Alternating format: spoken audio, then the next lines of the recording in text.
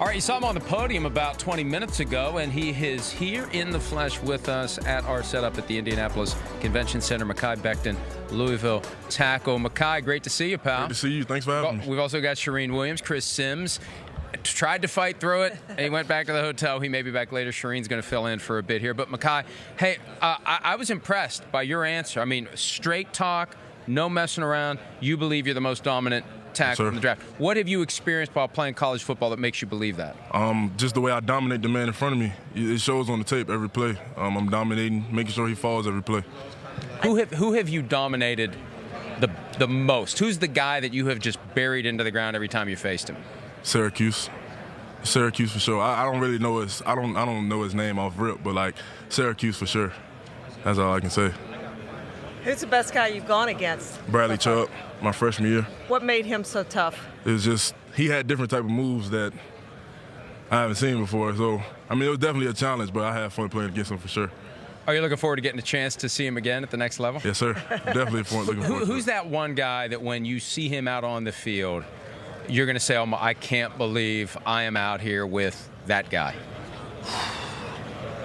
It's a lot of players. It's a lot of greats. So I mean, it's really hard to choose. I would say Aaron Donald. Just seeing him across the ball. I mean, I'm gonna be starstruck at first. Then this is gonna be time to play. Did you watch any tape on him? Yeah, I did. I watched a little bit. Kind of. What do you think of his game? He's dominant, real dominant. Yeah. He's a really dominant player. Do you study any other tackles, see their moves, see what they do? And how much of that do you incorporate into your game? I incorporate a lot. I make sure, I always try to make sure my stance don't show. Whatever play it is, that's what Tyron Smith does. And he dominates real well as well.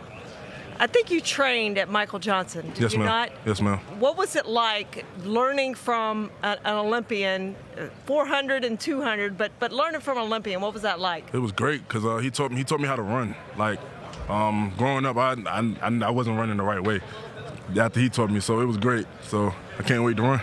What's your target? And look, I don't want to hold you to it, and I know you're probably going to want to aim a little higher so you come in under. But give me just a rough idea of what you're shooting for when you run the 5'2".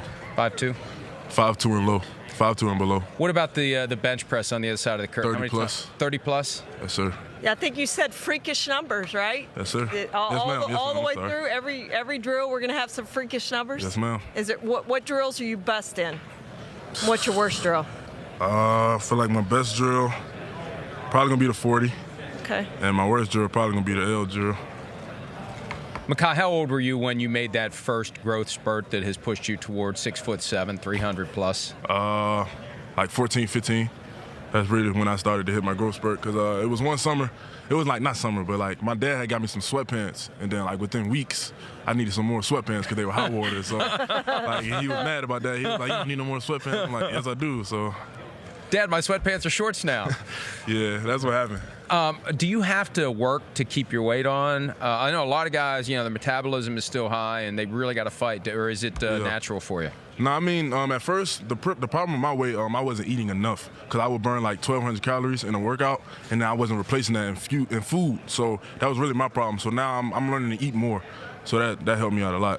I don't think that's going to be a problem at all. So you didn't eat mom and dad out of house and home when you were growing up? Nah, I didn't really eat. I wasn't really a big eater. When did you first realize, and where was it? During a game, during a practice, working out? When did you realize that you were going to be a guy who could make it to the NFL? My 10th grade summer when I got my first offer to Delaware State. That's when I figured out I can take this to the next level. Who was it that contacted you and gave you the offer from Delaware State? I had went to a camp, and I had left with the offer, so I don't remember that. That was like a while ago, so I don't think that staff is even there anymore. So yeah. I don't really remember that.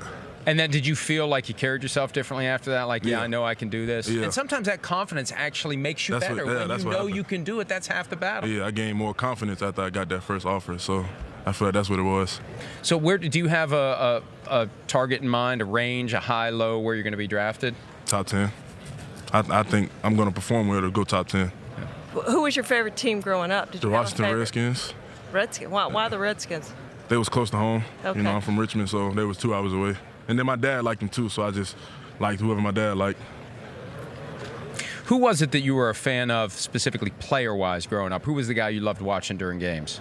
Clinton Portis. He was definitely my favorite running back. LaDainian Thomason was my favorite running back too. Growing up, I didn't really watch O-linemen. Like little kids, they don't watch O-linemen. Right. They watch the skill players. So that's what I grew up watching. So Washington had the Hogs. Do you know anything about the Hogs back in the day? Yeah. That offensive line? Yeah, I know about the Hogs. Pretty impressive, weren't they? Yeah, real impressive. They got a decent offensive line now. I'll tell you what, they're drafting in, but you never know how it's going to work out. You never know. And that's the thing. It's so uncertain for everyone. Unlike college, where you get to pick where you're going to go, you have to wait and see who makes that call. And I think it makes it even more special when a guy gets to go to the team that he grew up rooting for. There's a chance that happens. That's a pretty high chance. It can definitely happen. What's this week been like for you so far? It's been great. I've been taking it in. It's a huge blessing. Just seeing these different coaches, talking to these different teams. It's great. It's a great opportunity. Any crazy questions that you've gotten so far? Yeah. One guy. Actually, no. I just had to rate. One time I had to rate partying from a scale of 1 to 10. That was the craziest thing I ever did. What was your answer? A 0. I don't really like parties. Here's the key, though. What they do during these sessions, they try to get under your skin to see when you're going to react. I wouldn't recommend doing that with you, right? 6'7", 364. Don't try to get under this guy's skin or you may end up regretting it. Yeah, probably. All right, well, we're going to look forward to seeing you get under the skin of some guys across from you in the NFL. We wish you all the best, Mekhi. Thank you. Have a great combine. We'll be watching your 40. We'll be looking to see what your numbers are in the bench press, and we can't wait to see which team drafts you and which team benefits from 6'7", 364-pound Mekhi Becton of Louisville. Hi, I'm Mike Tirico, and thanks for watching.